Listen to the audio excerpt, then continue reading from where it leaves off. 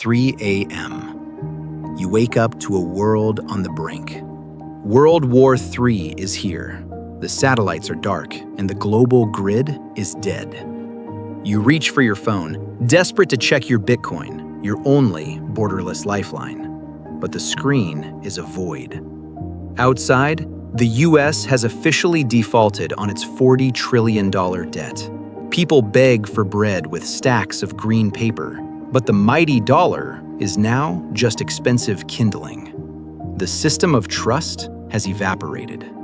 This is the invisible war between gold, Bitcoin, and the dollar.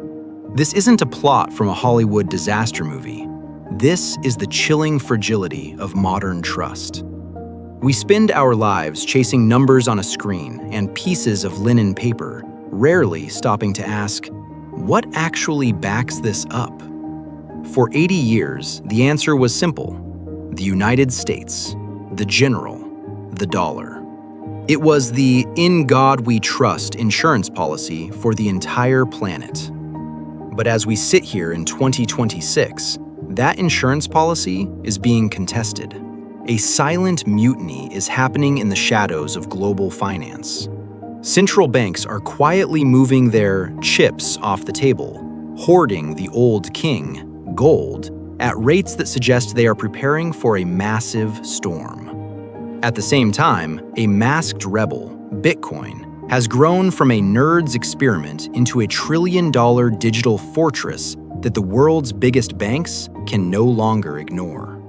To survive what's coming, you need to understand the three players in this invisible war.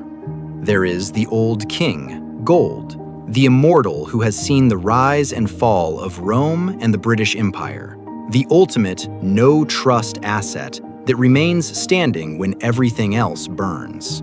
Then there is the general, the US dollar, the most powerful man in the room who owns the aircraft carriers and the global trade routes.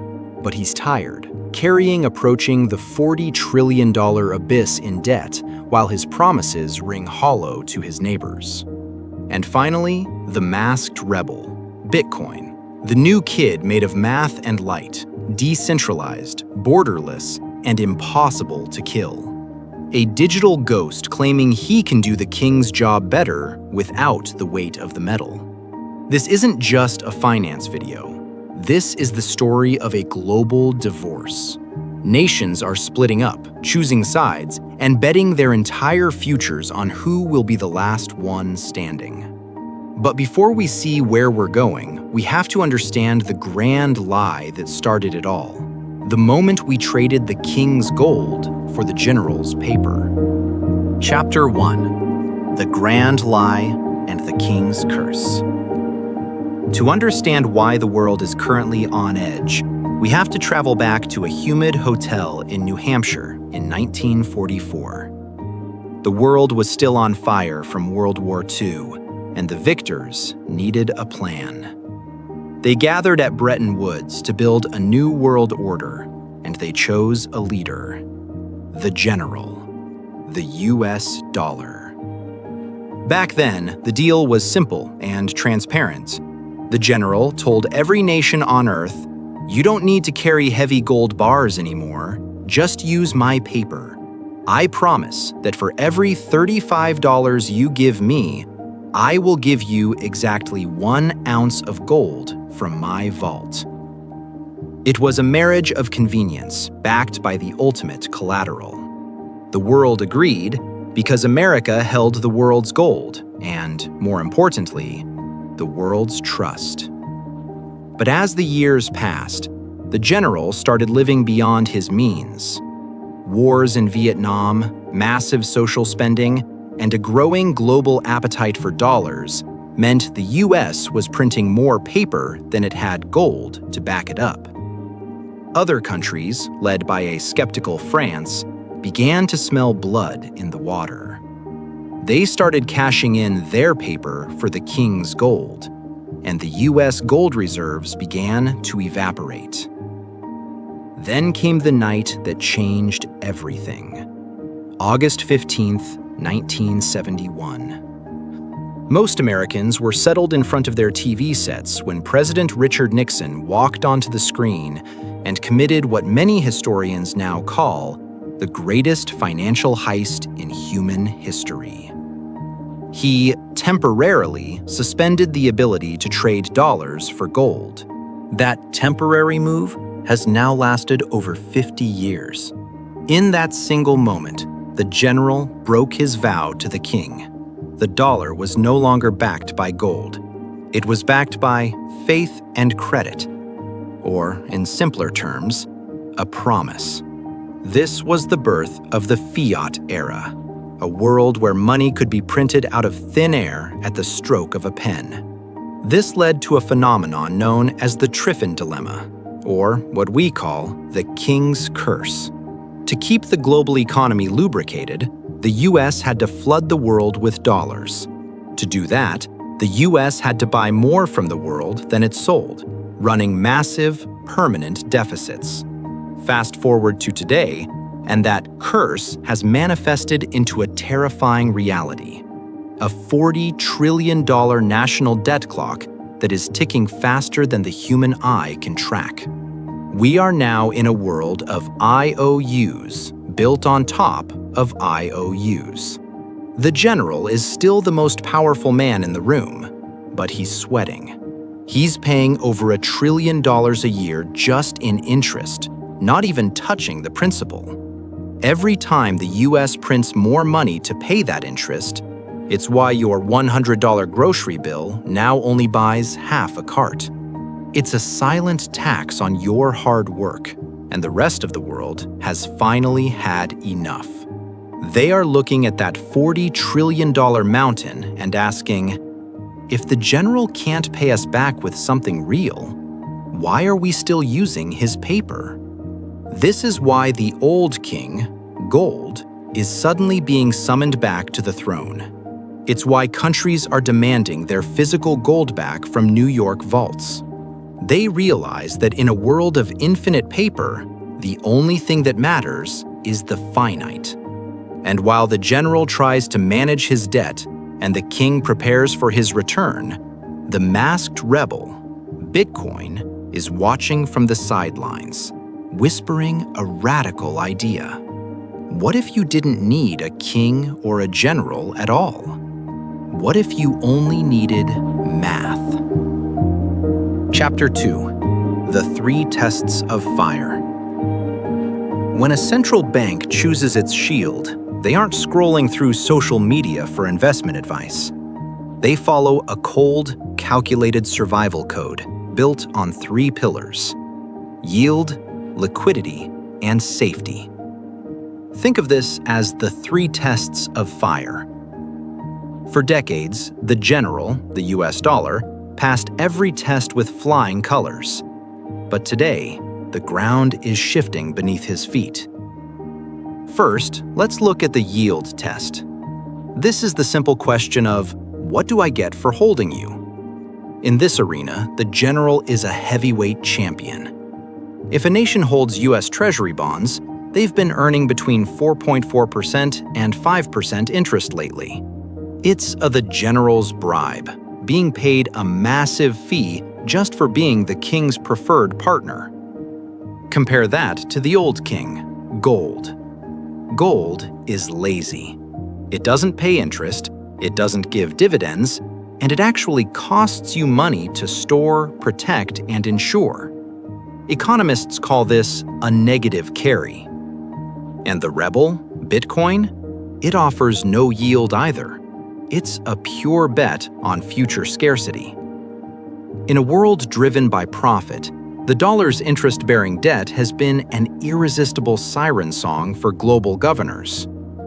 Then comes the liquidity test, the ocean versus the swimming pool problem.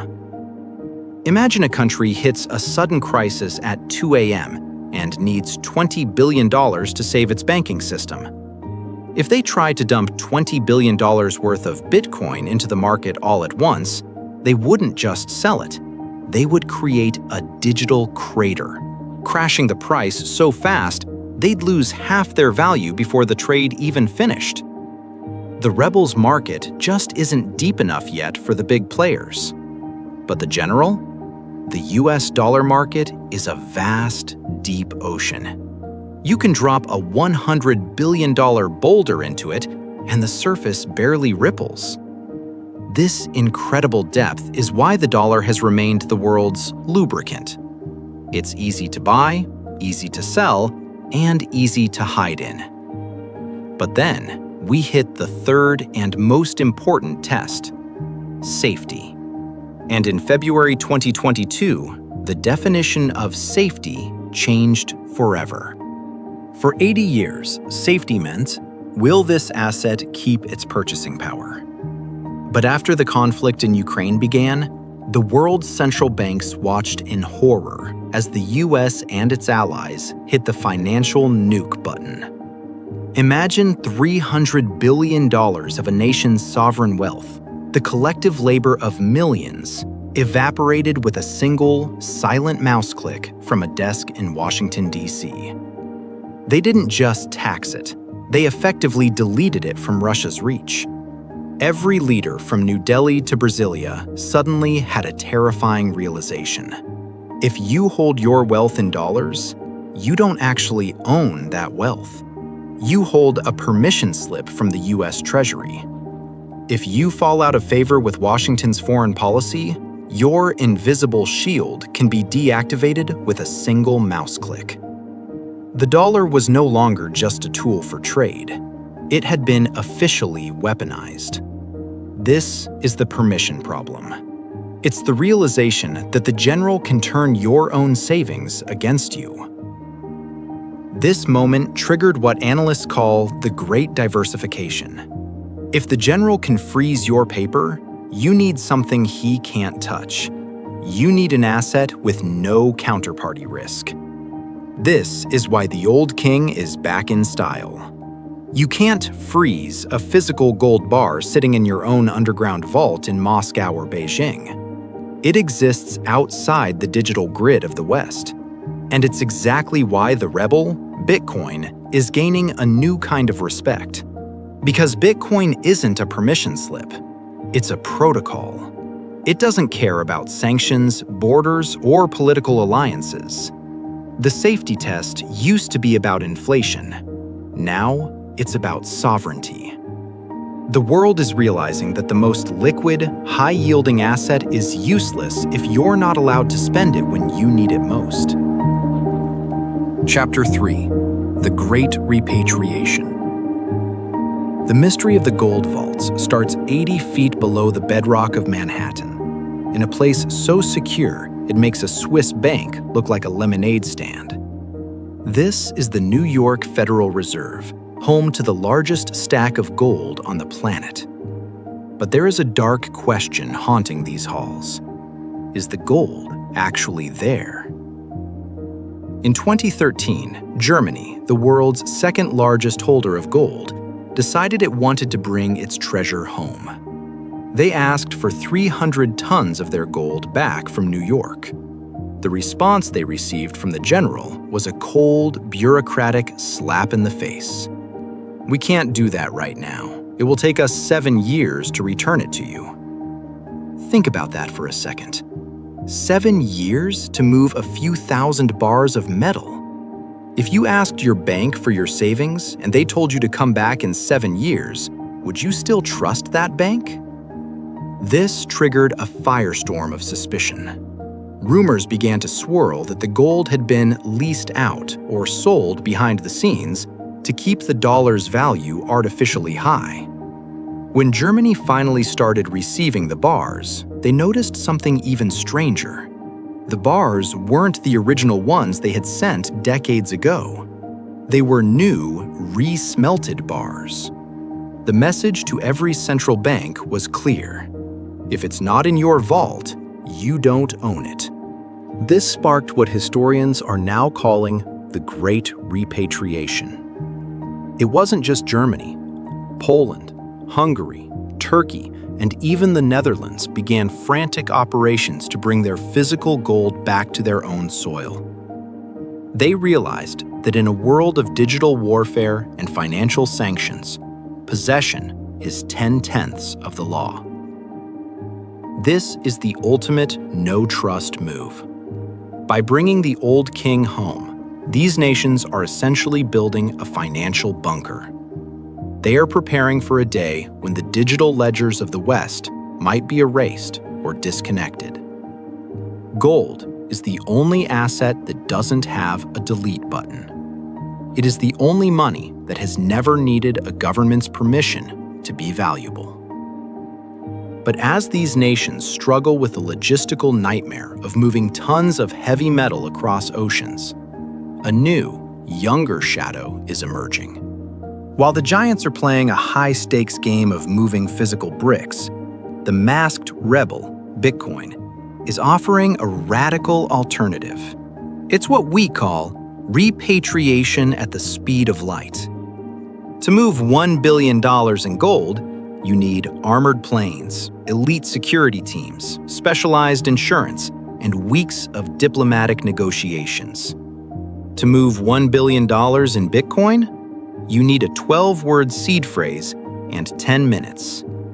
This is the rebel's true power.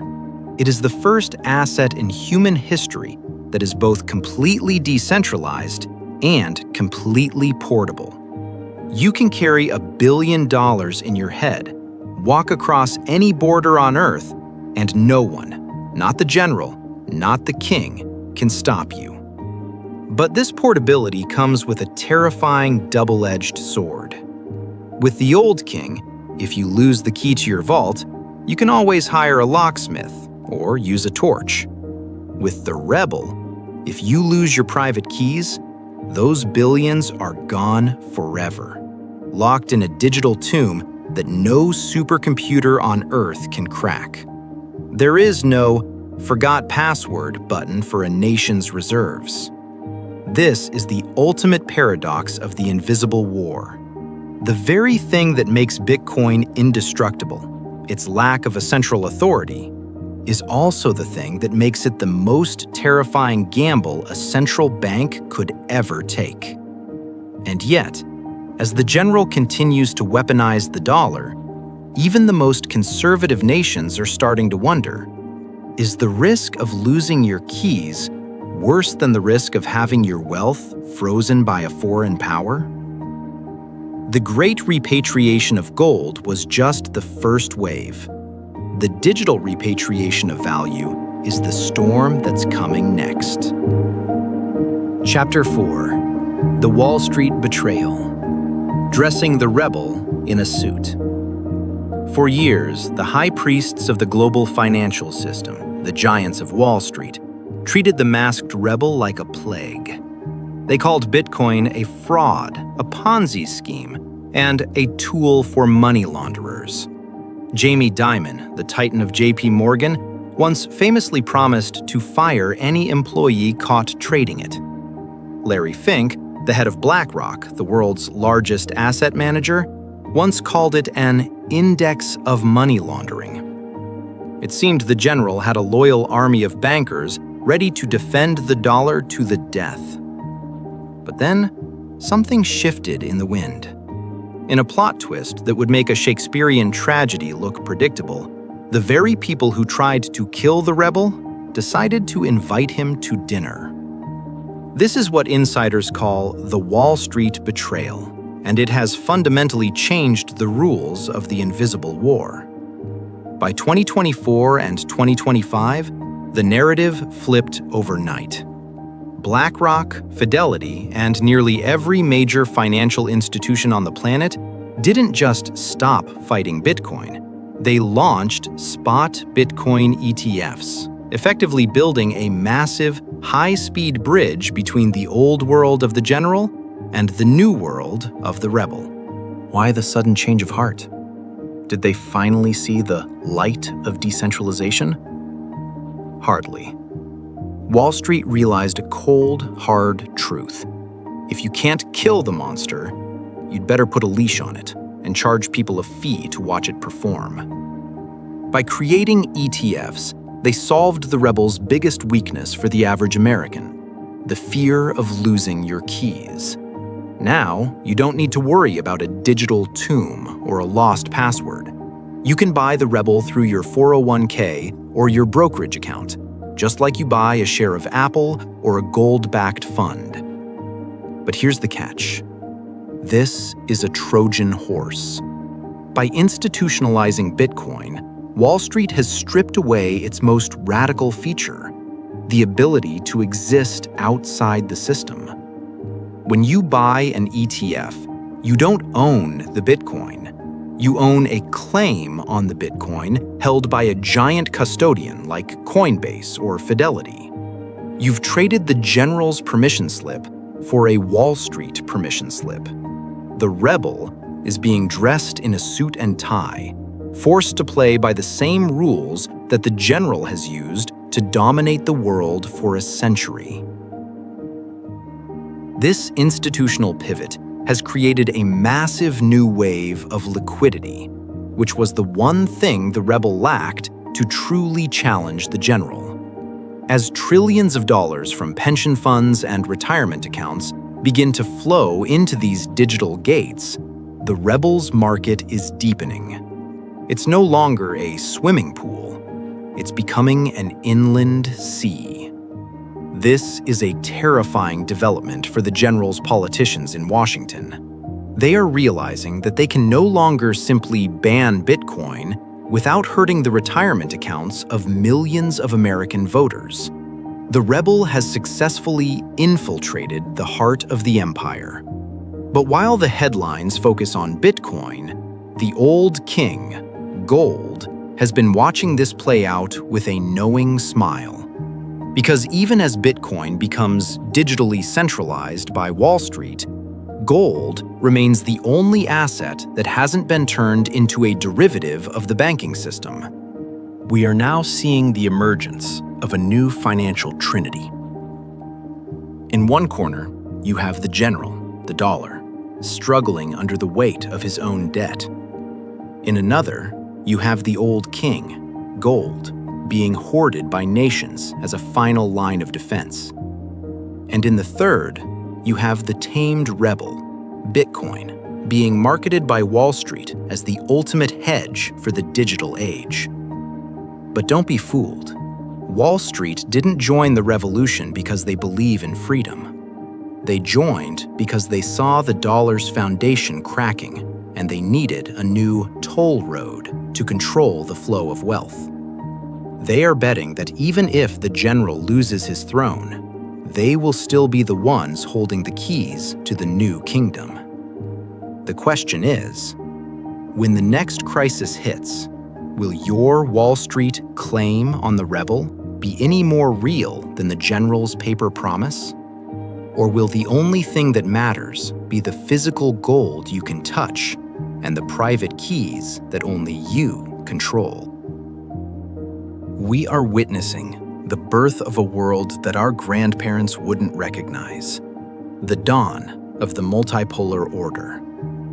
For nearly a century, the global financial system was a monologue, spoken only in the language of the US dollar. But today, that monologue has turned into a heated, chaotic shouting match. We are seeing the great divorce in real time. Nations are no longer asking for a seat at the general's table. They are building their own tables entirely. The BRICS nations and emerging economies from every corner of the globe are craftily weaving a new web of trade that bypasses the dollar altogether. They are trading oil for yuan, gold for technology, and local currencies for survival. The financial Iron Curtain isn't just a metaphor. It is a digital and physical wall being built to ensure that no single mouse click in Washington can ever again delete the wealth of an entire continent.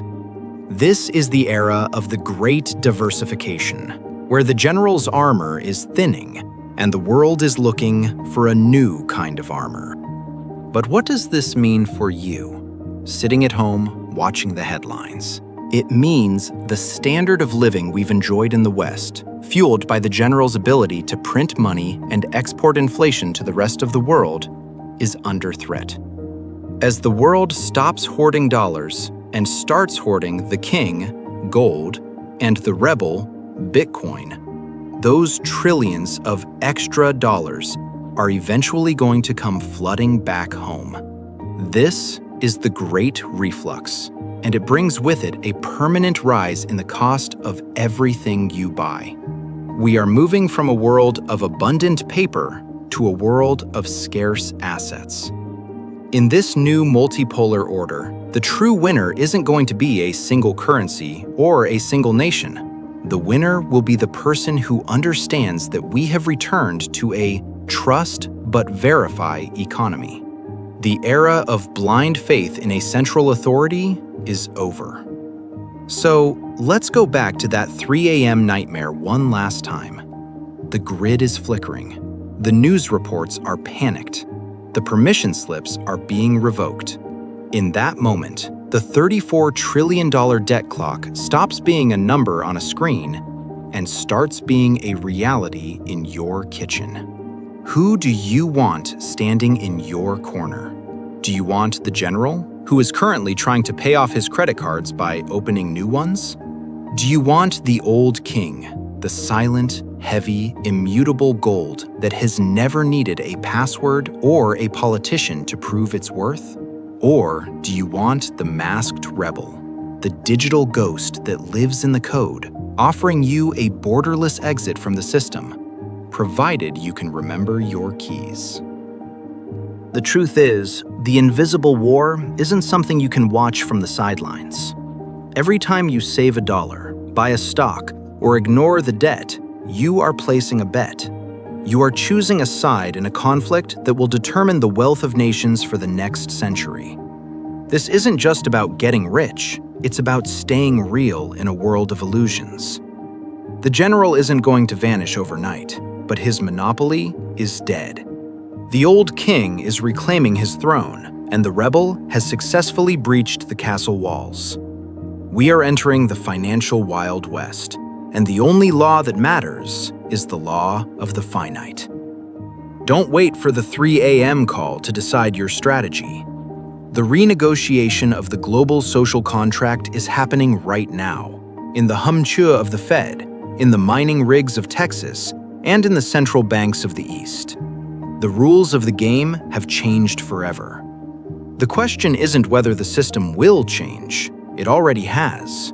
The only question left is, when the dust settles from the invisible war, will you be holding a piece of history, a piece of the future, or just a very expensive piece of paper? Think for yourself, protect your own, and stay ahead of the chaos. Because in this war, the only thing more dangerous than losing your money is losing your perspective.